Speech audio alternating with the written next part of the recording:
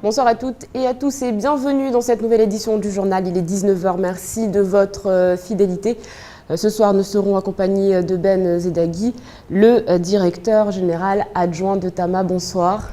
Bonsoir. Nous reviendrons avec vous sur cette inauguration qui a eu lieu hier. Nous en avons fait notre ouverture. On parlera donc de Tama juste après les titres de la journée.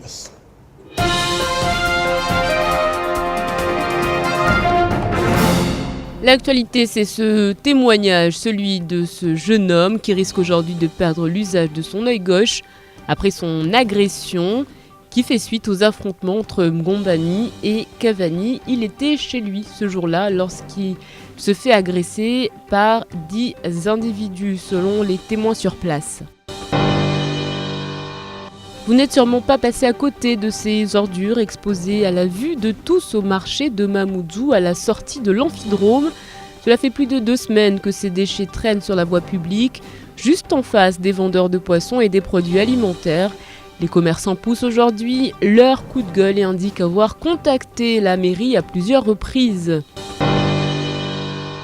Et puis le drapeau du BSMA a été présenté aux nouvelles recrues de 2015 qui entament désormais une nouvelle vie. Après 4 semaines de formation militaire, les nouvelles recrues se sont présentées ce matin sur la grande pelouse du bataillon. Nous étions sur place.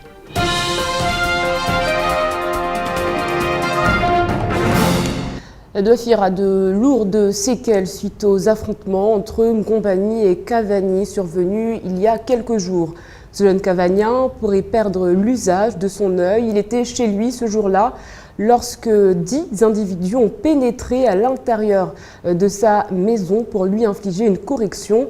Les élus s'étaient entretenus avec les parents des 2 quartiers, mais les enfants, eux, semblent vouloir continuer les hostilités pour, disent-ils, venger le jeune. Reportage de Shakila Issouf et Fred Souleymana.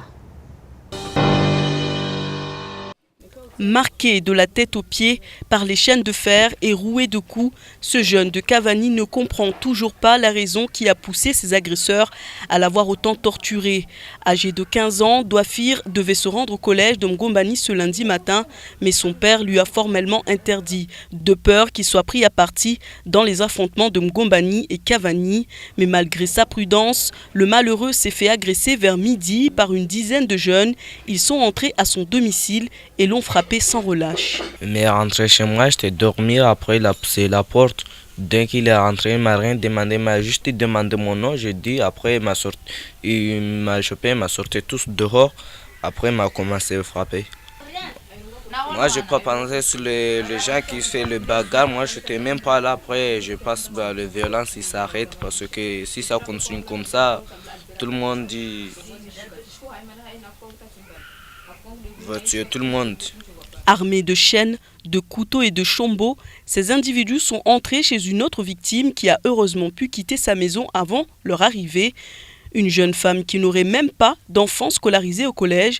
Pour trouver des solutions, la mairie a convoqué les parents des jeunes des 2 quartiers à une réunion qui a eu lieu mardi soir en présence des élus du chef-lieu. Alors beaucoup de choses se sont dit lors de cette réunion.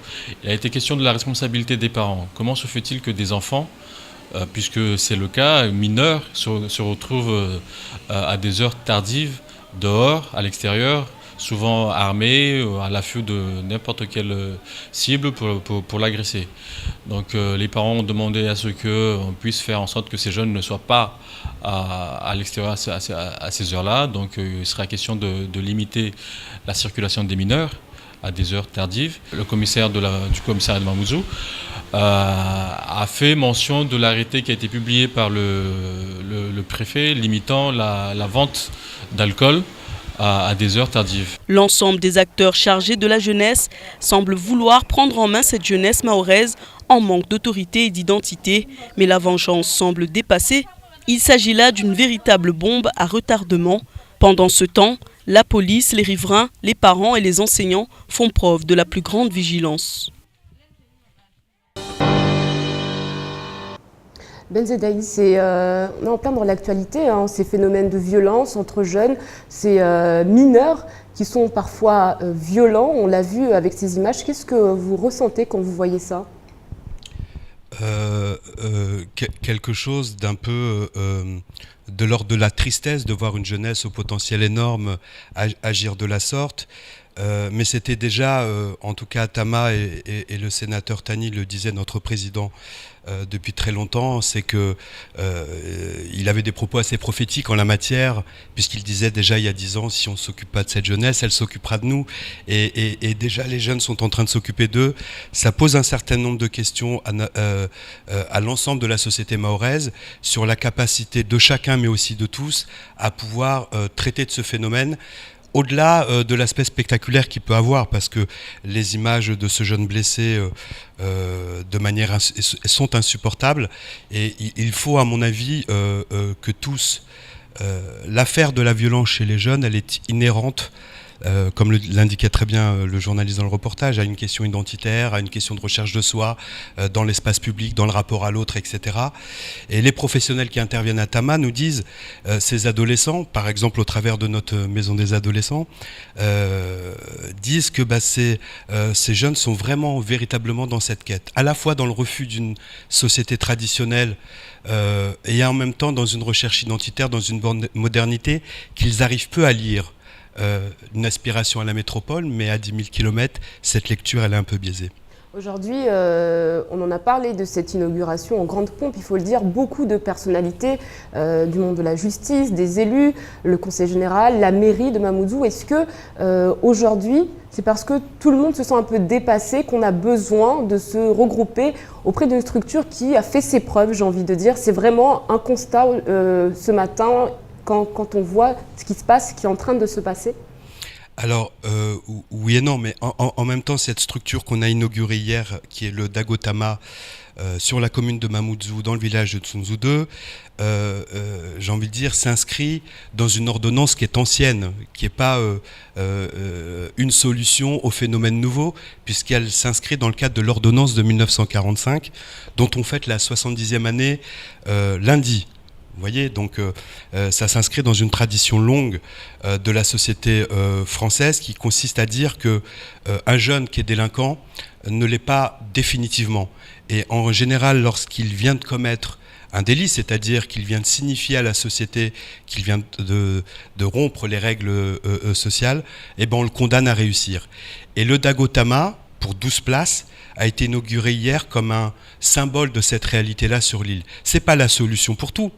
C'est juste 12 places pour des jeunes véritablement en difficulté, les plus en marge dans cette délinquance-là, mais qui méritent comme tout gamin, parce que c'est des gamins, de pouvoir grandir et devenir.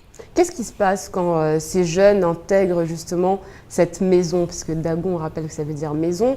Comment ils réussissent à, on va dire, s'adapter à un nouveau système? Et finalement, comment ils s'occupent, tout simplement? D'accord. Au Dago, il y a une équipe qui les prend en charge. D'abord, pour entrer au Dago, il faut être condamné par la justice. On ne vient pas au Dago, bonjour, c'est une maison et on pourrait y rentrer. Non, pas du tout. C'est le juge pour enfants au tribunal de Mamoudzou qui décide que ce gamin, pour un certain nombre de raisons liées au droit, peut bénéficier d'une orientation sur proposition des services de la protection judiciaire de la jeunesse.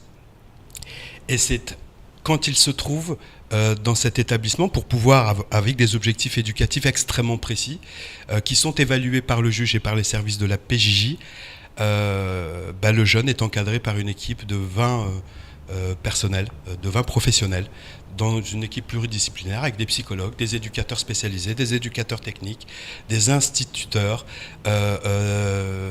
des veilleurs de nuit, etc., qui travaillent avec le jeune sur ses objectifs éducatifs 24 heures sur 24, 7 jours sur 7. Alors ils vont à l'école comme tout le monde. Ils ont des stages parce que parfois, chez ces jeunes-là, la scolarité, elle est à l'échec.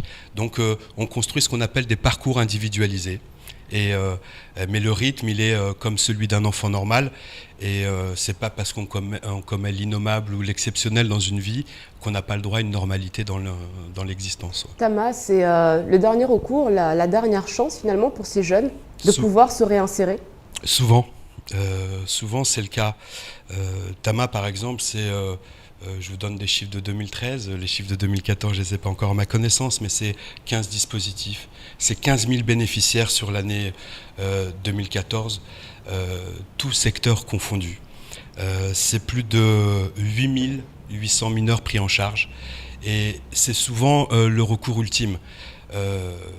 Ça veut dire qu'à Mayotte, au-delà de ce que Tama est, parce que in fine c'est pas très important, c'est le constat que on n'a pas complètement nous réussi à Tama. Vous savez que notre signature c'est de lutter contre toutes les formes d'exclusion, et plus les années passent, plus le chiffre augmente des phénomènes d'exclusion. Ça veut dire qu'aujourd'hui, si j'ai un appel à faire sur 2015, mais sur les années à venir, c'est que l'ensemble des acteurs, l'ensemble des services de l'État, mais l'ensemble des citoyens de cette belle île prennent conscience que l'action individuelle, y compris d'une association emblématique comme celle de Tama, à elle seule ne suffit pas pour prendre en charge l'ensemble des phénomènes d'exclusion. Alors on l'a dit, hein, il y avait un représentant du Conseil général, c'est un signe fort quand on a entendu il y a quelques mois de cela Jacques-Marcel Henry, le deuxième vice-président du Conseil général, qui désavouait les fonds qui étaient livrés à Tama. On a vu ce représentant qui était là hier, on a vu donc l'adjoint au maire de la mairie de Mamoudzou. Aujourd'hui, on compte plus de 11 000 mineurs dits délinquants en 2014. Est-ce que ça veut dire que tous ces acteurs-là ont décidé de mettre en commun leurs forces et peut-être une politique commune pour la lutte contre la délinquance? Alors, nous sommes ravis de la présence du Conseil général à une inauguration de Tama. Nous sommes ravis de la présence de Mamoudzou et de la fierté qu'ils ont exprimée hier en nous disant caribou sur leur commune, de la main tendue du Conseil général pour pouvoir travailler avec nous. C'est nécessairement de bon augure, non pas pour Tama, parce qu'encore une fois, c'est pas le sujet, mais pour l'ensemble de cette population et de ces mineurs. Alors les actions à mener, elles nécessitent des moyens.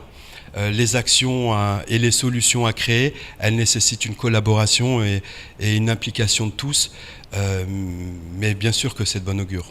Combien de jeunes s'en sortent après Tama? Est-ce que vous les suiviez? Est-ce que vous voyez un peu le parcours qu'ils accomplissent à la sortie de cette maison? Alors officiellement on ne les suit pas, mais vous savez, Mayotte c'est tout petit et on les rencontre souvent au détour d'une Somaco, d'un magasin, d'une chose comme ça, et on leur dit alors qu'est-ce que tu deviens? Et là, parfois, on a des témoignages remarquables, émouvants de jeunes qui nous disent j'ai écouté, finalement, c'est vrai, j'avais la tête dure, mais j'ai écouté les conseils des éducateurs du Dago et j'ai une femme aujourd'hui, j'ai un petit bébé, je fais une formation de mécanique, j'espère que je vais trouver un travail. On a des témoignages comme cela, et puis d'autres qui réussissent moins bien, et pour lesquels nous on est un peu touchés parce qu'on se dit qu'est-ce qu'on a loupé, qu'est-ce qui fait qu'on n'a pas été assez bon. Mais dans la grande majorité, les jeunes qui sortent du Dago, parce qu'il y a un suivi de la PJJ, je le redis derrière, et c'est d'importance, parce que sans la PJJ, le Dago ne peut pas exister. Véritablement. Donc, et il y a un suivi derrière qui se fait et à la fois il faut saluer les équipes du Dago mais aussi les équipes de la protection judiciaire de la jeunesse qui font de ce point de vue-là un travail formidable. Merci beaucoup Ben Zedaghi d'avoir répondu à nos questions. Rappelons que vous êtes le directeur général adjoint de Tama. Merci à vous. Carton de litchi, sacs plastiques en tout genre, tomates pourries, depuis 2 semaines aux abords de l'Amphidrome en passant par les ruelles de l'ancien marché. C'est une véritable décharge à ciel ouvert qui s'est créée, des bactéries qui prolifèrent dans la plus grande indifférence. Les commerçants, eux, doivent s'accommoder des odeurs et de la vue. Assigna Moussa Shakila Issouf et Leslie Vimonet étaient sur place. C'est une véritable décharge publique que l'on peut voir à la sortie de l'Amphidrome. Un secteur pourtant très fréquenté, laissé à l'abandon. C'est ici que les commerçants exposent leurs aliments. C'est ici encore que les usagers et les touristes accostent à leur arrivée de Petite Terre. Les commerçants sont plus que remontés. Sac poubelle à la main, ils se retrouvent à ramasser les ordures.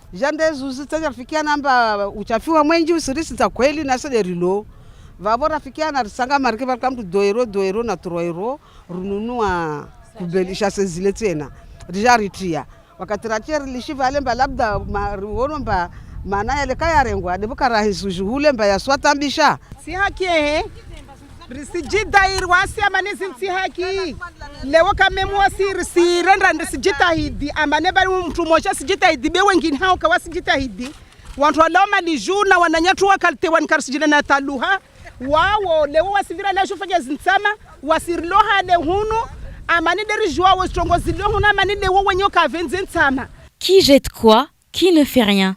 Le conflit entre les commerçants établis sur place et les vendeurs à la sauvette est bien ancré. Néanmoins, malgré les différends, tous indiquent que la mairie de Mamoudzou ne prend pas ses responsabilités. Pour eux, il est urgent de mettre en place une bonne fois pour toutes des poubelles et que les agents de la voirie fassent régulièrement leur travail. Pour les riverains, c'est un scandale de voir encore ce genre de spectacle en plein cœur du chef-lieu. Dernièrement, il y avait des ordures là. Il y a la mairie qui était passée, ils nous ont dit d'enlever les ordures. On avait acheté le sachet nous-mêmes par nos propres moyens. On avait mis les ordures dans les sachets, mais malheureusement, la mairie n'avait pas amené le véhicule pour enlever les ordures mis dans les sachets. Mais toutefois, les gens ont augmenté encore d'autres ordures et ces sachets sont en dessous des ordures encore ajoutées. C'est-à-dire, nous, on ne refuse pas, parce que c'est nous qui travaillons ici, c'est nous qui produisons ces ordures. Les élus de la mairie se font discrets sur la question. Ils indiquent cependant qu'ils ont entendu les doléances des commerçants et des habitants. En attendant, l'air ici est irrespirable et face à la montagne d'ordures, les visiteurs prennent leur mal en patience, attendant que des actions pérennes soient enfin menées. Et puis pendant ce temps, d'autres localités mettent en place des actions concrètes pour rendre leur commune plus propre. C'est le cas à Chirongui. Ce week-end, une grande journée de nettoyage est mise en place. Mais la maire de Chirongui veut aller plus loin. Après la sensibilisation, après l'éducation, place aux sanctions. Écoutez-la au micro de Patrick Mien. C'est vraiment pour leur dire, ce n'est pas que je veux vous mettre des amendes, non. Je veux juste qu'on se respecte. Je veux juste que ceux qui prennent soin de respecter les autres en termes d'hygiène, de sécurité, de santé publique, de salubrité, eh bien que les autres fassent la même chose. Ce qui va être pénalisant, c'est quoi? C'est d'abord, il y a des jours de ramassage. C'est très clair. Nous avons un règlement de voirie. Ça va être sorti en 2000 exemplaires. Donc, la population de Chirongui va être voilà, destinataire de ce règlement. C'est pas un règlement qui est difficile parce qu'il est caricaturé, donc voilà, vulgarisé. C'est-à-dire, c'est en quelques pages, en 23 pages d'ailleurs, et avec des images pour mieux comprendre ceux qui ne savent pas lire, mais ils verront bien les images qu'il interdit. Donc, rien que ça, on donne les heures de dépôt de déchets. De 5h du matin à 7h, on doit sortir les déchets.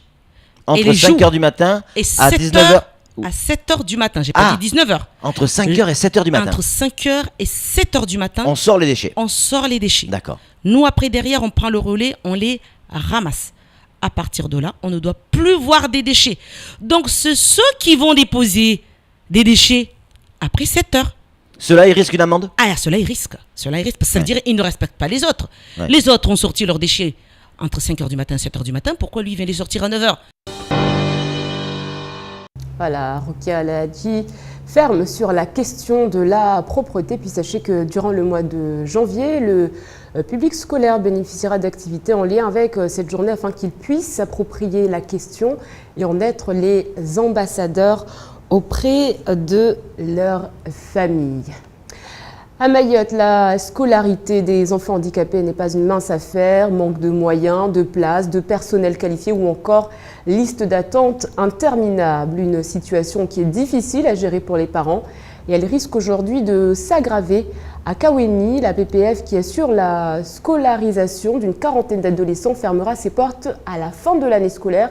Mais où vont aller ces enfants en septembre? C'est la question qui inquiète aujourd'hui les parents qui se sont organisés en collectif, Camille Leca. Ici à Kaweni, 41 adolescents en situation de handicap, âgés de 13 à 17 ans, sont scolarisés. Mais aujourd'hui, cette structure, nommée PPF ASH, est condamnée. Elle fermera ses portes en juin prochain. Une très mauvaise nouvelle pour Ali Antoumani qui s'inquiète pour l'avenir de son fils de 13 ans qui souffre de troubles du comportement. Aujourd'hui, il n'estime pas avoir toutes les clés en main pour rebondir. En fait, on a été informé par la directrice de cette école pour nous dire qu'ils n'avaient rien d'officiel, mais juste qu'ils avaient eu une réunion avec le vice-recteur qui leur disait que cette école allait être fermée. Mais pour nous, ils ne savaient pas exactement où les enfants allaient être envoyés. Ce n'était pas encore officiel. Contactée par téléphone, la représentante du vice-rectorat chargée du dossier affirme pourtant qu'une réunion s'est tenue début décembre pour informer les parents. Des études seraient en cours pour trouver des solutions de reclassement adaptées à chaque enfant.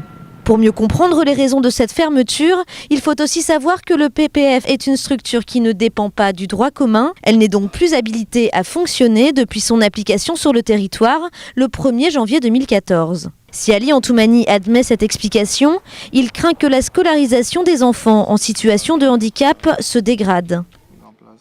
Nous, on aimerait qu'il y ait plus de places, en plus les places qui soient adaptées avec les éducateurs, les psychologues, toute une équipe qui va avec, pour qu'aujourd'hui les parents se disent qu'ils peuvent rester à Mayotte avec leur enfant handicapé, mais que les parents n'aient pas à chaque fois l'idée de dire on part à Métropole ou à La Réunion, parce qu'à Mayotte, il n'y a rien, quoi. Et l'inadaptation de la prise en charge est une réalité.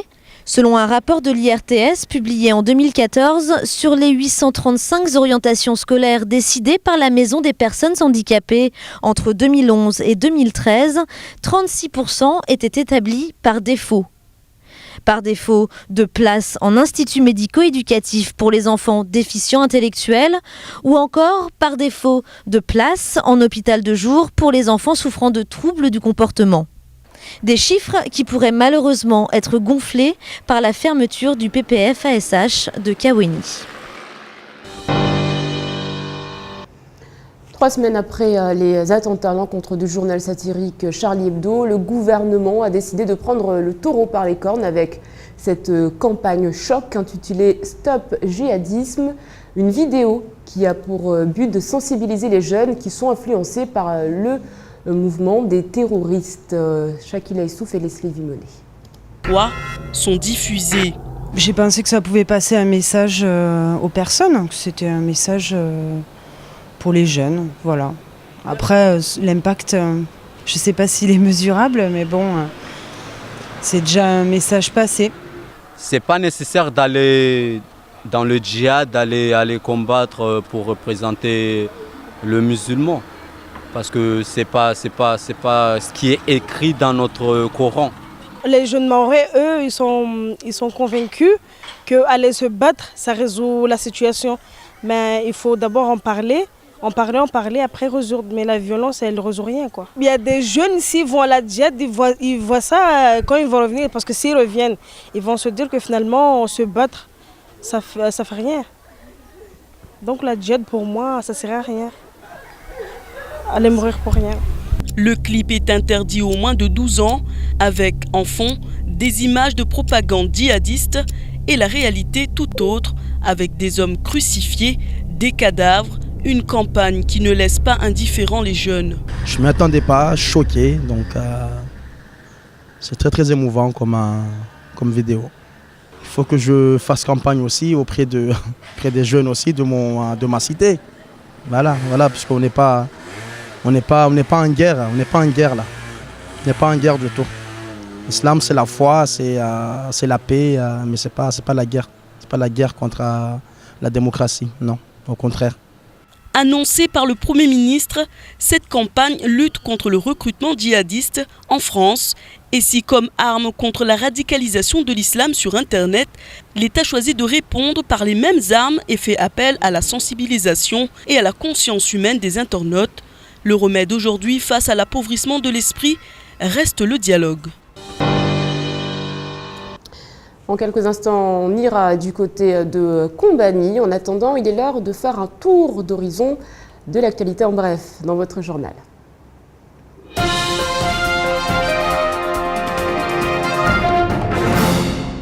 Une plainte a été déposée contre le CHM après le décès d'une mère de famille. Ses proches avaient appelé les secours parce que celle-ci, asthmatique, présentait des problèmes respiratoires. Les discussions avec le service des régulations qui a pris en charge l'appel auraient duré très longtemps selon la famille et les voisins appelaient en renfort pour témoigner de l'état de la victime.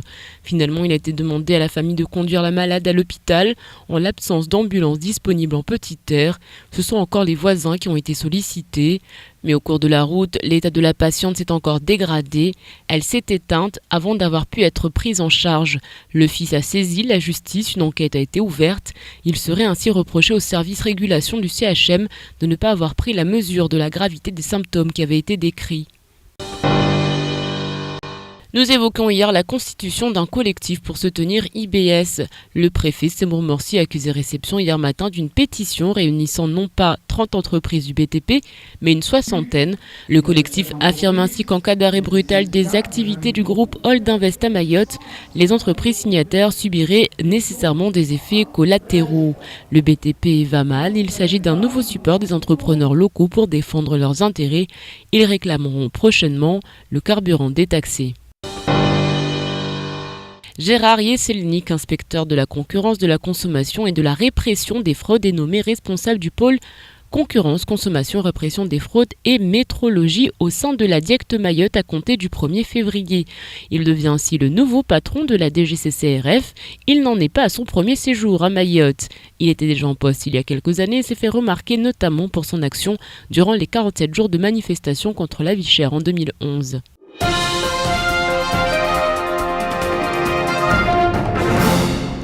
C'est face à leurs colonels et à leurs proches que les nouvelles recrues du BSMA ont conclu leur premier échelon. Ils sont 52 jeunes incorporés depuis le début d'année, un moment solennel, tout en émotion immortalisé par les images d'Abbas Saliti. En rang serré, sous un soleil enfin revenu après des semaines de pluie incessante, les jeunes sont attentifs. Comme un seul homme, après ces quelques semaines de formation, les recrues regardent passer devant eux le drapeau du bataillon, celui du 4e régiment d'infanterie de marine, dont la garde a été confiée au bataillon. Sur un air de Marseillaise, les liens auront été définitivement scellés, non sans avoir au préalable prononcé le serment d'engagement des marsouins pénétrant le cercle militaire. Une telle chance d'épanouissement professionnel ne se représentera plus. Cette formation militaire leur apporte d'abord un savoir-être, où ils apprennent la rigueur, la vie en collectivité et bien d'autres choses encore. Tout ça fait par un encadrement motivé et qui est là, donc je dirais d'une manière simple, pour leur mettre le pied à l'étrier dans de bonnes conditions. Donc ils viennent d'apprendre ce savoir-être et maintenant ils vont aller dans leur filière professionnelle dans lesquelles maintenant ils vont apprendre un métier. Les meilleurs auront été récompensés par la médaille de bronze. Désormais, le plus dur reste encore à faire pour cette jeunesse en formation. 360 resteront 10 mois, apprendront les métiers du bâtiment, des travaux publics, de la restauration, du tertiaire, de la logistique, de la mer, de la sécurité, de la mécanique et du transport routier.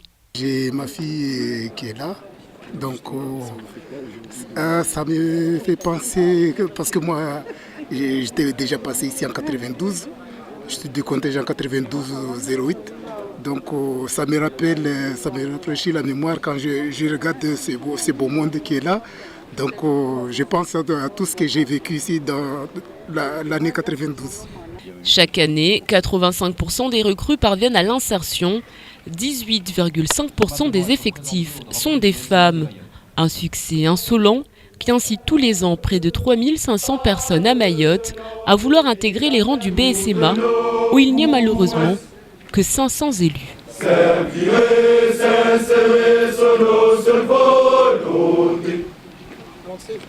On le fait avec cœur discipliné à geste.